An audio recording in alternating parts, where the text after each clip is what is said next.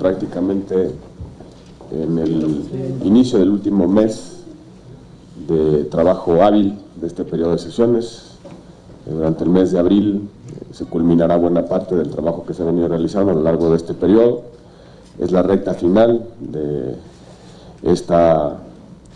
este segundo periodo del año legislativo, y donde tenemos un conjunto de pendientes sobre los cuales me gustaría informarles sobre el estado que guardan en específico algunas de las prioridades legislativas que han definido los grupos parlamentarios recientemente. El día de ayer sostuvimos una reunión de trabajo para analizar las condiciones de consenso sobre la reforma de mando único. De los 7 aspectos o ángulos que estaban sujetas a discusión, hemos ya logrado resolver las 7, los 7 temas vinculados con la reforma de seguridad pública, y vamos a intentar la próxima semana resolver las redacciones puntuales de la reforma constitucional, de tal manera que podamos estar en condiciones de convocar la próxima semana a las comisiones unidas para empezar a resolver la reforma en materia de seguridad pública, o mejor conocida como la reforma del mando único. También la próxima semana, el día martes en específico, sostendremos la última reunión de trabajo con la representación del gobierno federal para concluir la dictaminación de la ley de ejecución penal. Ahí únicamente nos falta resolver el régimen transitorio de la implementación de esa reforma, de la reforma al sistema penitenciario, y específicamente resolver las condiciones presupuestales para garantizar en el corto plazo una exitosa implementación del nuevo modelo penitenciario para nuestro país. Debo anticiparles que se trata de un modelo audaz, un modelo creativo, un modelo de avanzada, que va a resolver buena parte de los problemas que tiene hoy en día el sistema penitenciario mexicano. En esa discusión de la ley de ejecución penal, el planteamiento de mi bancada, el planteamiento personal, ha sido recoger un transitorio para establecer un mecanismo de liberación anticipada de personas sentenciadas por delitos contra la salud, específicamente portación de marihuana en los umbrales superiores a lo establecido en la ley. Como ya les he dicho, esto va a permitir que aproximadamente 10,000 mujeres puedan obtener un beneficio preliberacional y puedan sustituir la condena que hoy tienen en prisión por un mecanismo de libertad y puedan reprogramar y rehacer su vida. Ahí se está planteando este transitorio. También se está planteando un programa especial para sustituir penas privativas de libertad para aquellas personas condenadas por delitos patrimoniales de baja cuantía, que no tuvieron la posibilidad de reparar el daño, o bien que simplemente no se justifica la pena de cárcel cuando el monto específico del delito no es importante. Esto va a permitir también descongestionar el sistema penitenciario, específicamente por el tema de delitos patrimoniales de baja cuantía. Una buena parte de los presos hoy en día están por delitos menores a 500 pesos. Es decir, el delito que cometieron, el robo, el fraude, es por cuantías menores a 500 pesos. Es lo que nos cuesta un día de cárcel por reo. Más o menos lo que cuesta una persona en situación de reclusión por día. No tiene ningún sentido desde el punto de vista social y económico que tengamos personas pagando una pena de 3, 4, 5 años por delitos menores a 500 pesos cuando podemos encontrar otras alternativas. También en la ley de ejecución penal viene un transitorio específico para abrir un programa de excarcelación bajo ciertas condiciones, que no se ponga en riesgo la seguridad pública, pero específicamente se trate de personas sentenciadas que no tengan una incidencia delictiva, que no impliquen la posibilidad de reincidencia, en estos dos conceptos: portación de marihuana y delitos patrimoniales de baja cuantía. También en la ley de ejecución penal, si todo sale bien y logramos el consenso en las próximas horas, vendrá una respuesta específica a lo que se denomina los niños invisibles, es decir, niños que viven con sus madres en los centros de reclusión. Hoy en día, en los centros de reclusión no existen áreas específicas para estos niños. Muchas de las veces están prácticamente sin atención médica, sin atención a su salud, sin posibilidad de ser educados. Muchos de ellos incluso presencian el acto de la convivencia conyugal porque no hay lugares específicos ni momentos para cuidarlos. Es una situación verdaderamente trágica. En la Ley de Ejecución Penal ya establecemos un conjunto de requisitos, obligaciones para las autoridades penitenciarias para atender los casos en los cuales una mujer tiene que convivir con un menor de edad en razón de su situación de reclusión. Estos tres temas son esenciales y han estado presentes en la discusión de ejecución penal. Y los tres temas los vamos a resolver de manera clara en este dictamen. Yo estoy muy satisfecho con el trabajo que hemos podido realizar en la Ley de Ejecución Penal. No ha sido fácil prácticamente reconstruir el sistema penitenciario, pero estamos consiguiendo y logrando una muy buena ley. También, como ustedes saben, iniciará la discusión del sistema de justicia penal para adolescentes, con la idea de poder llegar a una conclusión pronto. También hay importantes avances en términos de tortura, en la ley para la prevención y combate a la tortura. Se va a hacer un esfuerzo desde las comisiones dictaminadoras para poder avanzar en la dictaminación de zonas económicas especiales, que es un tema que, como ustedes saben, viene de la Cámara de Diputados en condición de minuta. Al mismo tiempo estamos en una muy buena posibilidad de resolver ya definitivamente los dos temas que quedan pendientes de la reforma en materia de transparencia, datos personales y archivos. En datos personales hay una distancia con respecto a si se justifica únicamente tener una ley general o si se requiere ley general y ley federal. En ese debate técnico están los grupos parlamentarios, pero todo parece indicar que puede resolverse ese debate. Anticorrupción, como ustedes ya han escuchado, hay el compromiso pues de hacer un esfuerzo para resolverlo antes del 15 de abril, de tal suerte que la Cámara de los Diputados tenga tiempo suficiente para poder pronunciarse sobre la minuta que en su caso envíe la Cámara de Diputados, la Cámara de Senadores.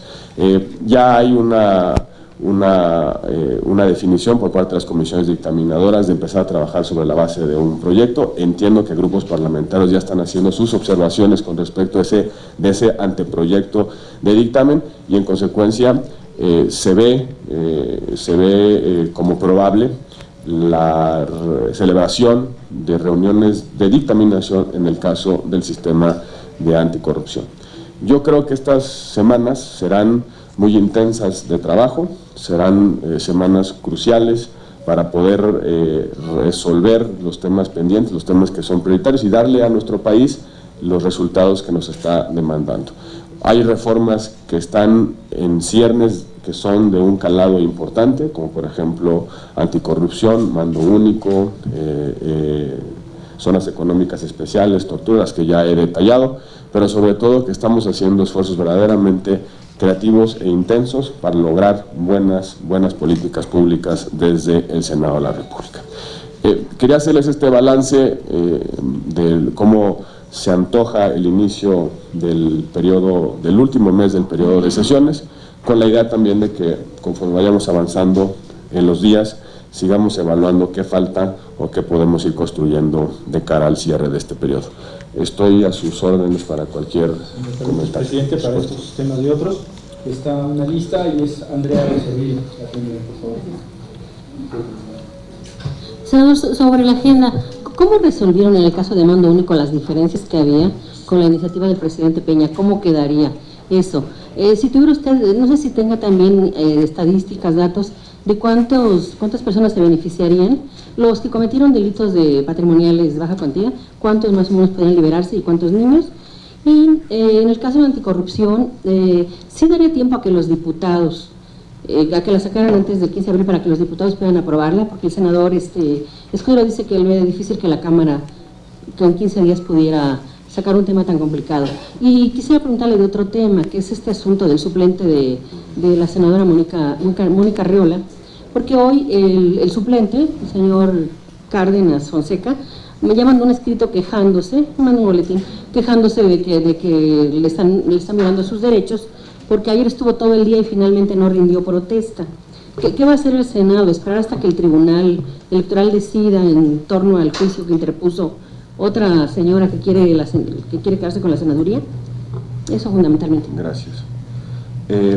Sobre mando único, hasta ahora las conversaciones que tuvimos con el grupo de trabajo nos llevan a concluir que podemos articular un modelo mixto, un modelo en el cual ni todas las policías municipales desaparecen, ni todas las policías municipales se quedan. Un modelo en el cual, en función de la existencia real de capacidades institucionales para prestar la función de seguridad pública, el municipio tendrá o no tendrá corporación policíaca. Esto va a permitir hacer un replanteamiento integral de las corporaciones policíacas en nuestro país. Es decir, no avanzamos hacia un modelo de mando único generalizado, sino un modelo de capacidades institucionales certificadas desde el Sistema Nacional de Seguridad Pública. Es decir, tendrá corporación de policía aquel municipio o aquel estado que compruebe y acredite que tiene las posibilidades materiales para hacerlo. Si es una policía confiable, profesional, preparada y si tiene los elementos materiales y técnicos para poder llevar a cabo la función. En esas coordenadas estamos trabajando y creo que hay importantes avances en esa dirección.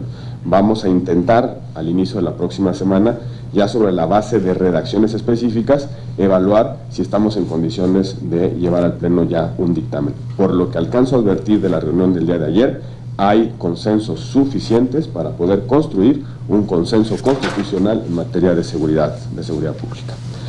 Con respecto a delitos patrimoniales, no hay un censo claro, y ese es uno de los problemas que tiene el sistema penitenciario.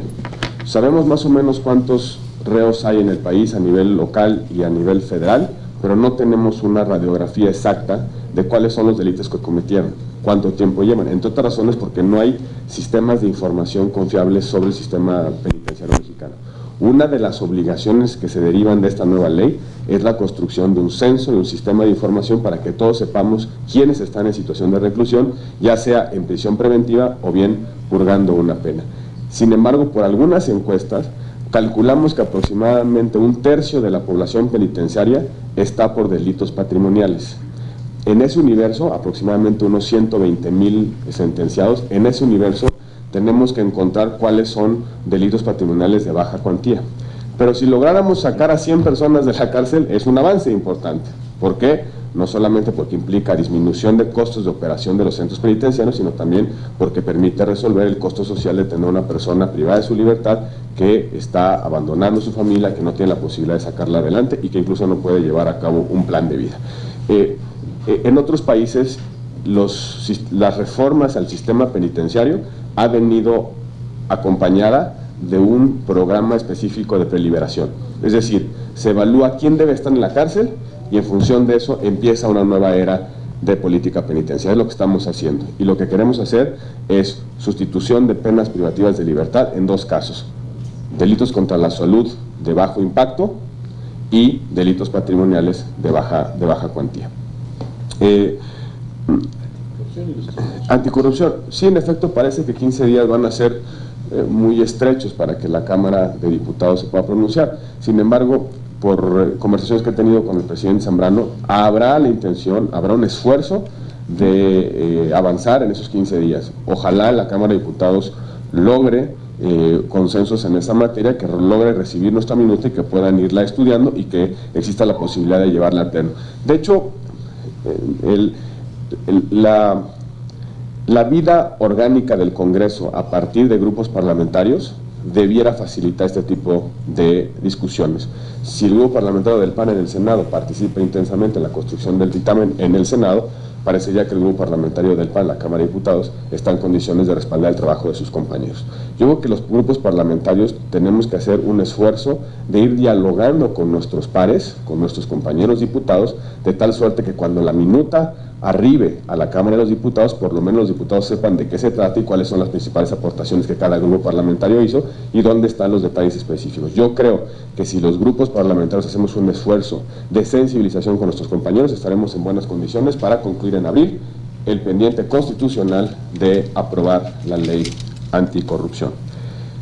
Con respecto a la suplente o al suplente de la senadora Mónica Arriola, que desafortunadamente ya no está con nosotros, no es un tema de género, es un tema de legalidad. Y déjeme explicar por qué es un tema de legalidad. El Instituto Nacional Electoral comunicó formalmente al Senado de la República la integración de las listas de los senadores de representación proporcional. El INE es el órgano que está facultado para hacer esta comunicación. Al inicio de la legislatura anterior, el INE le dijo al Senado: los senadores electos por partido son fulanito, fulanita, perenganito, y sus suplentes son A, B y C. En el acto formal de comunicación que recibió el Senado de la República, se indica que el suplente de la senadora Mónica Arriola es el senador suplente Manuel Cárdenas Fonseca. En la resolución del Instituto Nacional Electoral, que por cierto no fue impugnada, en uno de sus considerandos se hace referencia a la resolución de la Corte, a la resolución del Tribunal Electoral que establece las fórmulas del mismo género. Nada más que si uno lee con cuidado la resolución, dice que los partidos políticos tienen la obligación de al menos el 40% de sus fórmulas que sean del mismo género. No dice que todas, dice que al menos el 40%. Con base en esa resolución, el INE le comunicó al Senado que el suplente es el señor Manuel Cárdenas Fonseca. El Senado no puede escoger ni decidir quién suple una vacancia. Las vacancias están resueltas por la Constitución. Cuando falta el propietario, sube el suplente. Si no hay propietario y no hay suplente y es de representación proporcional, se corre la lista. Si no hay propietario y no hay suplente y es de mayoría relativa, se convoca elecciones. Son los tres supuestos constitucionales. El presidente del Senado, la mesa directiva, el pleno, no puede decir: yo no le doy posesión al suplente y veo a quién le asigno la vacancia. Nosotros tenemos que actuar sobre la base de la aplicación estricta de la ley. Y la ley me dice a mí que el suplente de la senadora Mónica Arriola es el senador Manuel Cárdenas Fonseca. Es cierto que la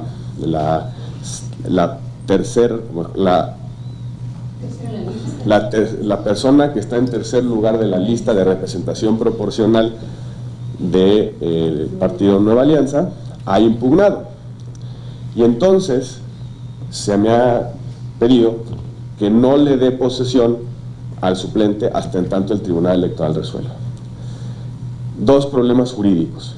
Uno, en materia electoral no hay suspensión de actos. Es decir, cuando se impugna un acto o una resolución ante el Tribunal Electoral, no se paralizan sus efectos. La interposición del recurso por parte de la impugnadora no suspende los actos, en este caso parlamentarios. La sola interposición no me produce ningún efecto suspensivo de actos. Primer problema. El segundo problema es que el reglamento del Senado le da al presidente de la mesa directiva un plazo específico para llamarlo. Son 10 días. Es un plazo específico para llamarlo. El reglamento me dice a mí: presidente, cuando haya una vacante de un senador propietario, tienes 10 días para mandarlo a llamar. Yo, en aplicación del reglamento, mandé a llamar al suplente que tengo registrado en los archivos del Senado, porque estoy obligado a mandarlo a llamar. Esa es la razón de la queja que ha interpuesto el senador con licencia, el senador suplente Manuel Cárdenas Fonseca. Y ese es el documento que ustedes han conocido ya. El día de ayer tuvimos una discusión en la mesa directiva, la discusión jurídica sobre este caso. Creo que hay convencimiento en mis compañeros de la mesa directiva que es el criterio jurídico correcto. Los grupos parlamentarios, por una discusión interna, pidieron que no se sometiera a el pleno la toma de posesión. Lo hicimos como cortesía parlamentaria porque estamos dentro del plazo de los 10 días. Pero va a llegar un punto, vencido el plazo de los 10 días, donde el presidente del Senado no puede pasarse por alto lo que establece expresamente el reglamento. Porque se dio, creo que ¿cuándo se dio la muerte? Del 14 de marzo. 14 de marzo más 10 días, bueno, se entienden días hábiles, son días hábiles, estamos ya en el límite. ¿Qué pasa si yo no le doy la toma de posesión a el senador suplente Cárdenas Fonseca? Puede ir al tribunal y el tribunal me puede ordenar que yo le dé la posesión, o incluso, como ya ha sucedido en otros casos, el tribunal puede relevar la exigencia de que se tome posesión. Simplemente dice, ya no tienes por qué agotar ese acto, ejerce tus funciones. Yo entiendo la argumentación de los colectivos que apoyan la igualdad de acceso de género, pero en este caso no es un tema de género, es un tema de legalidad. No hay misoginia detrás de la posición estrictamente normativa. Yo tengo un documento que hace referencia a esa sentencia donde se me dice que se validó por parte del INE la integración de las listas y que se validó que esa fórmula fuese integrada de manera mixta, mujer, hombre, porque Nueva Alianza integró el resto de sus fórmulas cumpliendo el criterio del 40-60. Por cierto, les doy un dato adicional. El partido Nueva Alianza modificó en 2 ocasiones la suplencia de la senadora Mónica Arriola. Durante el proceso electoral hizo 2 sustituciones.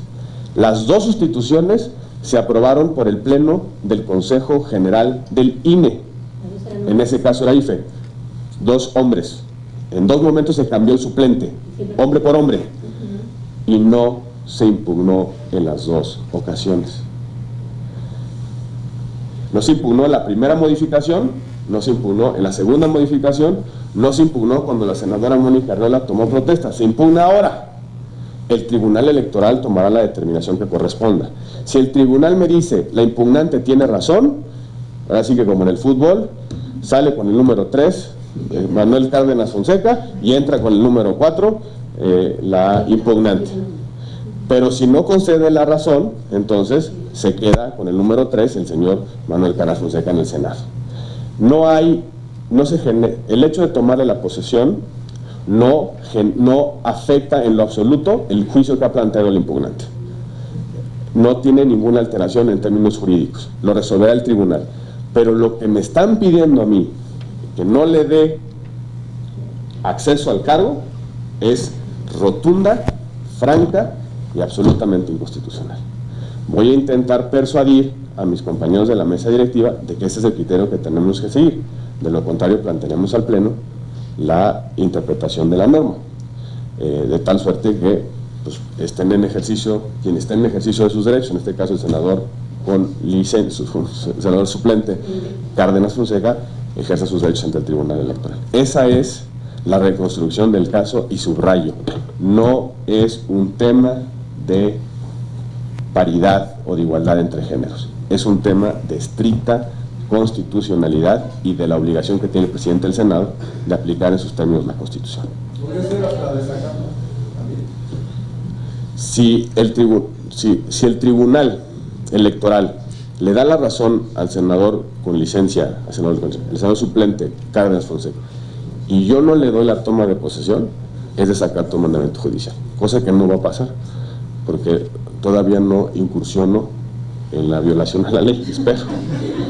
Solo eso me falta. ¿Mande? Perdón. Voy a intentar cumplir la ley el martes. Y yo pido la comprensión a mis compañeras senadoras de que tenemos que aplicar la ley. Lo que me están pidiendo es ilegal. ¿Por qué está en falta el Senado? Voy a intentar convencerlas. Voy a intentar persuadirlas de que... el argumento que me han planteado es: no le des la toma de posesión, esperamos a que el tribunal resuelva. ¿Se puede tardar 6 meses el tribunal en resolver? Aparentemente es la próxima semana. Aparentemente, pues son dichos, porque el tribunal tiene plazo abierto en este caso. Plazo abierto en este caso. Es un caso relevante, muy importante y tal. Pero lo que yo no puedo hacer es perdóname la expresión, por mis pistolas, decir, no le doy posesión pues, mientras el tribunal averigua, ¿no? Oiga, dice 10 días el plazo del reglamento, no importa, ¿no? Yo no puedo hacer, todavía tengo un poquitito de decoro jurídico. Gracias. Hola, buenos días, senador. Varias preguntas. Sobre el tema de anticorrupción, quisiera saber cuál es la postura del PAN, si se puede dar una postura aquí del PAN sobre el tema. Han hablado del PRD que están pretendiendo achicar esta reforma, incluso se habla de una posible alianza con el PRI para poder disminuir esta reforma. Yo quiero saber su opinión, si es hacia allá o cuál es el estatus de una negociación, si ya va a haber un nuevo documento, un nuevo dictamen y cómo viene ese dictamen. Esa sería la primera pregunta. La segunda es sobre el tema de la ley de este paquete de seguridad. Quiero entender que ya llegaron a un acuerdo para que sea un tema mixto en el donde el PRD, el PAN y el PRI y el gobierno ya puedan incluir todas sus propuestas. ¿Así va a quedar o va a ser un asunto de mayorité o van a tratar de cómo va a estar esa situación? Gracias. Empiezo sobre el segundo tema y muchas gracias por la pregunta. A ver, mando único es una reforma de tal trascendencia que no admite construirla por mayoría, requiere un consenso. Es el modelo de seguridad pública del país que va a aplicar en el próximo siglo, en los próximos años, y no es un tema que deba resolverse sin el amplio consenso de los grupos parlamentarios. Ayer hicimos una revisión de 7 temas, en 7 temas definimos conceptos, los conceptos han generado acuerdo y ahora hemos pedido a la mesa técnica que genere las redacciones.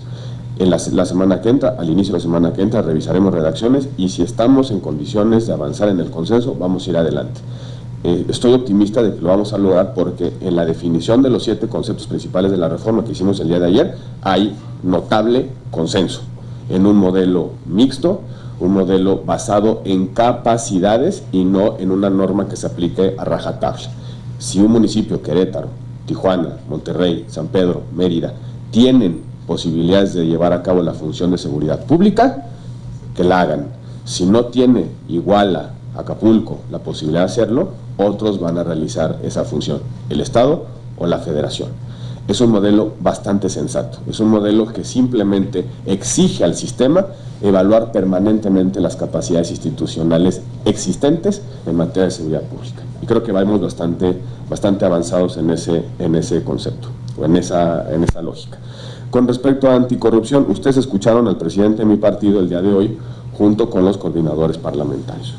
Vamos a una ley reglamentaria que respete el sentido literal y el espíritu de la reforma constitucional. Ni un centímetro atrás de lo que ya está definido en la Constitución. Vamos a hacer un sistema anticorrupción, no solamente que cumpla con el objetivo constitucional, sino también que esté a la altura de las expectativas de los ciudadanos en esta materia.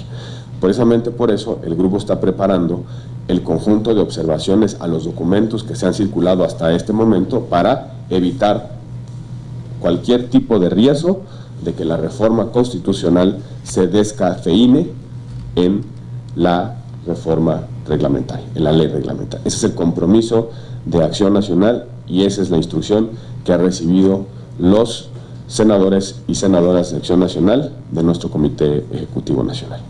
Gracias. Senador, ¿cómo viene lo de las zonas económicas especiales? Es una minuta, ¿no? Es una minuta en la Cámara de Diputados. Pero es un asunto muy importante, sobre todo para regiones, sobre todo el sur-sureste, ¿no? ¿Qué nos puede decir por un lado? Y por el otro, bien, ¿cómo viene lo de desaparición forzada y de tortura? ¿Sale? Sí.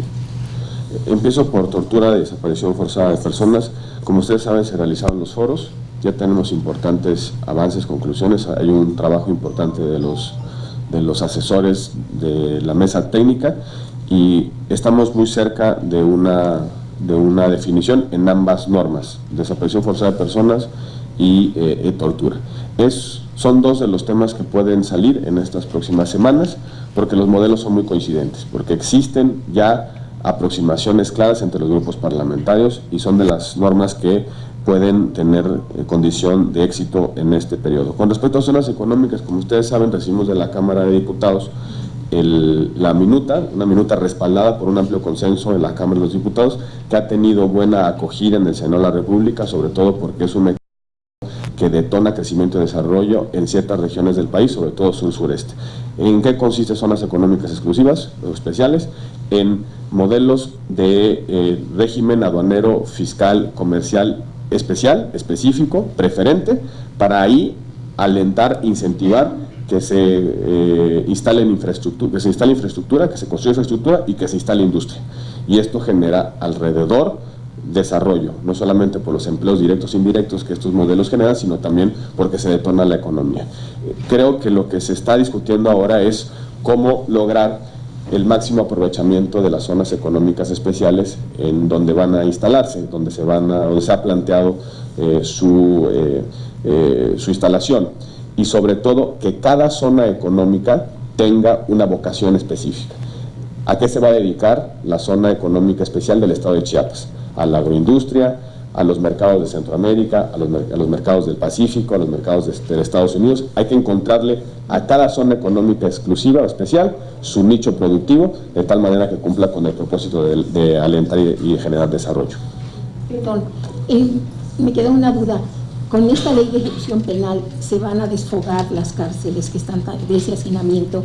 ¿Esto en qué va a repercutir? ¿Ahorro para el Estado o perfeccionamiento o nuevo tipo de cárceles en el país? Yo resumiría el propósito de la ley de ejecución penal en una afirmación: que esté en la cárcel quien deba estar en la cárcel.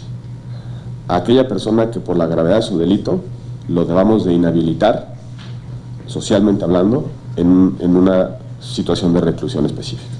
La cárcel no debe servir para todo. La cárcel no debe servir para mantener a una persona mientras hay un proceso penal.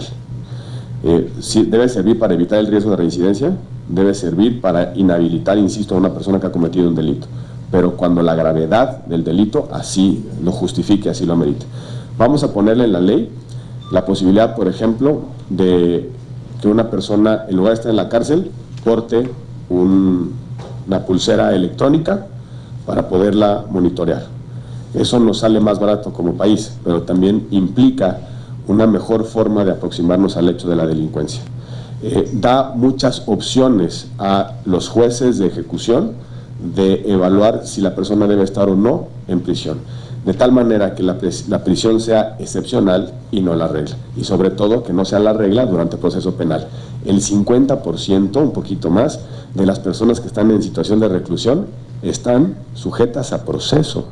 Es decir, la mitad de la población penitenciaria no ha sido condenada por un juez, y mientras tanto su vida se ve afectada por la situación de reclusión. La cárcel no debe servir para eso.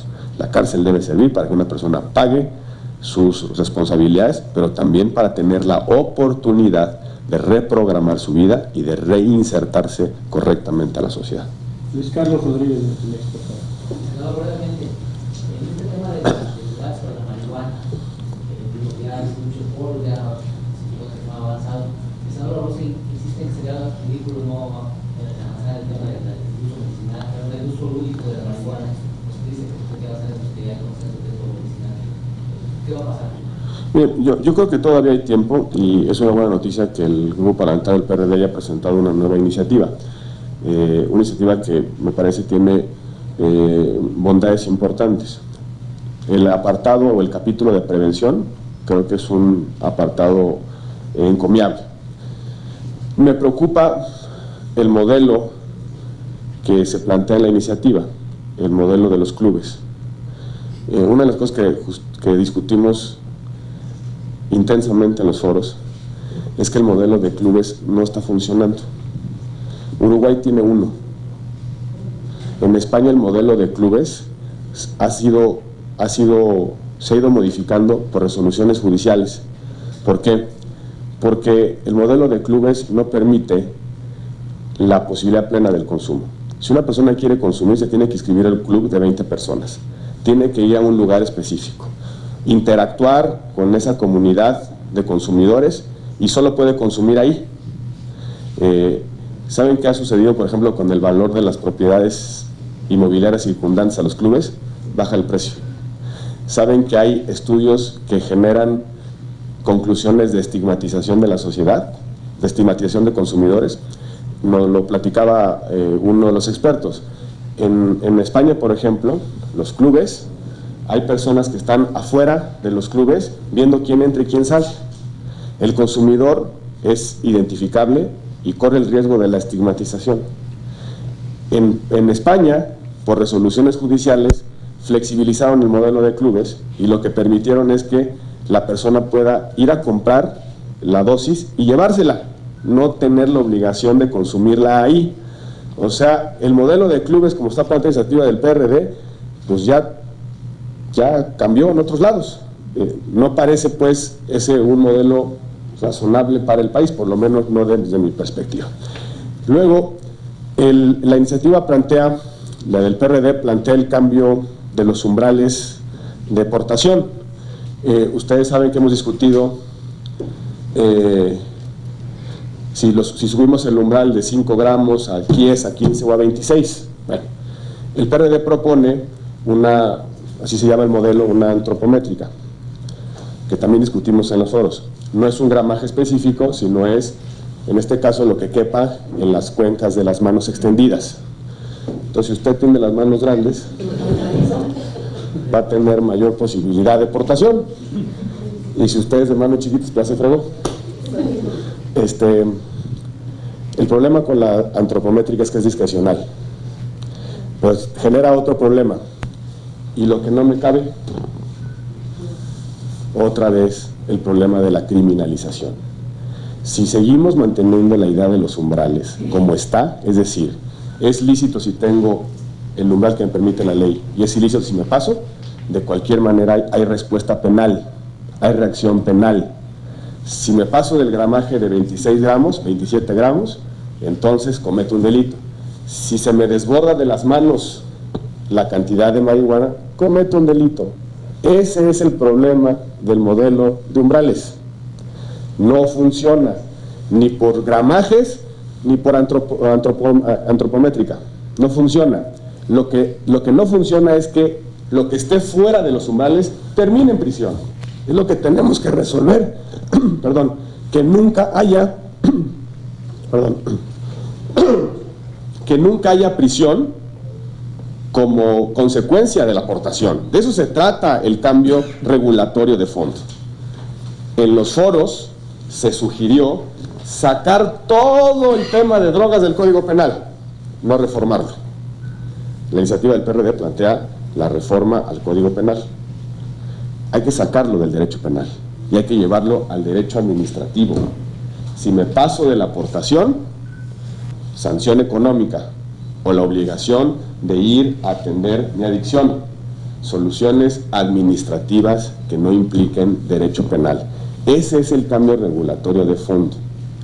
Mientras no resolvamos un modelo para México, no es responsable dar un paso en uso lúdico y recreativo. Yo estoy porque sin detener la discusión sobre uso recreativo o lúdico, o mejor dicho, sobre uso personal, sin detener esa discusión, avancemos donde hay consenso. ¿En dónde sí hay consenso? Modificación de umbrales, si resolvemos la manera de suministrar las dosis, uso medicinal y terapéutico, y excarcelación de personas. El modelo de clubes, como en esta lógica de solo puedo consumir en el club, parece ya rebasada por la realidad. En Uruguay hay uno. El país que se fue a la liberalización del uso de la marihuana, solo tiene un club. En España, la política de clubes se ha ido transformando. Ya no son clubes de consumo, en realidad están funcionando como tiendas. Vas, compras y te vas, no consumes ahí. Hay mucha evidencia en el mundo que nos permite concluir que hay modelos que están funcionando con matices. Esos matices son los que hay que revisar, precisamente para darle a México el mejor modelo regulatorio. Yo celebro la iniciativa del PRD, qué bueno que plantea la discusión de clubes, qué bueno que plantea la discusión de las cuencas. Sin embargo, creo que falta resolver el fondo. El fondo es cómo sacamos la respuesta penal de la política frente a las drogas. Esa es la llave o la clave del juego. Blanca Becerril, por favor, silencio. Hola, buenas tardes. Yo quiero preguntarle otra cosa diferente a lo que está pasando en el Senado de la República. Hoy la agencia calificadora Moody's baja la calificación crediticia para el país de estable a negativa. ¿Qué implicaciones puede tener esto y si realmente es lamentable? Hemos entrevistado a varios senadores y dicen que esto es un reflejo de la mala situación económica que está viviendo el país. Gracias. Estamos en un momento muy complicado. La situación económica en el país es difícil, es un escenario adverso. Lo que ha ocurrido en Pemex es una señal de alerta. El problema que tenemos en el corto plazo es cómo financiar nuestro desarrollo y cómo financiar el gasto público con la contracción de los precios del petróleo, pero también con el problema organizacional que tiene Pemex. Pemex no está generando los ingresos a los que estábamos acostumbrados. Pues durante mucho tiempo el financiamiento del país vino de Petróleos Mexicanos, y cuando Petróleos Mexicanos entró en crisis no hemos podido resolver de qué manera vamos a financiar nuestro desarrollo. Estas señales de alerta, cambios en las calificaciones, las conclusiones de los expertos internacionales sobre la estimación del crecimiento mexicano, son señales preocupantes que revelan la salud complicada de la economía mexicana. Lo que tenemos que hacer es construir decisiones importantes para poderle dar sustentabilidad económica a nuestro país. Hay que revisar el gasto público, hay que revisar el endeudamiento, hay que revisar la reforma fiscal. Si la reforma fiscal no está generando correctamente los incentivos para alentar el crecimiento, tenemos que revisarla. Tenemos que revisar el conjunto de las variables económicas y sobre todo resolver de qué manera vamos a darle al país una plataforma de crecimiento y desarrollo a largo plazo. Vean, por ejemplo, lo que está pasando con las subastas eléctricas que no salieron como se pensaba. La apuesta de que el crecimiento y el desarrollo se financiara a partir de las reformas estructurales no está siendo tan clara. En consecuencia, creo que el gobierno debe de revisar la situación económica, definir claramente las políticas públicas, y estoy convencido de que va a encontrar el acompañamiento y la responsabilidad del Congreso para tomar decisiones a tiempo que nos permitan poder salir adelante de una situación que se ve verdaderamente complicada. Televisa, por favor.